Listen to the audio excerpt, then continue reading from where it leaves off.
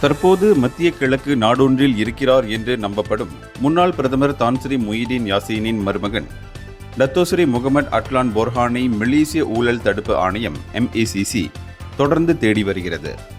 நிதி கையாடல் தொடர்பில் MACC அதன் புலன் விசாரணையை தொடர்ந்து மேற்கொண்டு வருகின்ற நிலையில் முகமது அட்லான் தற்போது இருக்கும் நாட்டுடன் நாடு கடத்தும் ஒப்பந்தம் இல்லாத நிலையில் அவரை மலேசியாவிற்கு கொண்டு வருவதில் சிக்கல் நிலவுவதாக MACC தலைமை ஆணையர் தான்ஸ்ரீ அசாம்பாக்கி கூறினார்.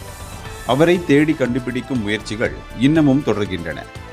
அவரின் கடப்பிதழை ரத்து செய்ய வேண்டும் என்ற தங்களின் கோரிக்கைக்கு உள்துறை அமைச்சு இணக்கம் தெரிவிக்கும் என்று தாங்கள் எதிர்பார்ப்பதாக அவர் குறிப்பிட்டார்.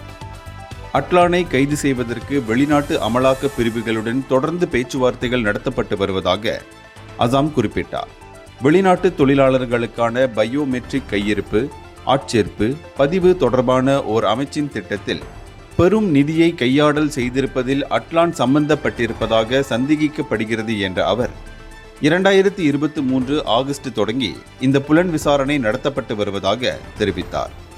இதனிடையே அட்லானும் அவரின் வழக்கறிஞர் மன்சூர் ஜஹாட்டும் 2023 மே மாதத்தில் நாட்டை விட்டு வெளியேறியதாக ஏற்கனவே தகவல் ஊடகங்களில் செய்திகள் வெளியிடப்பட்டன.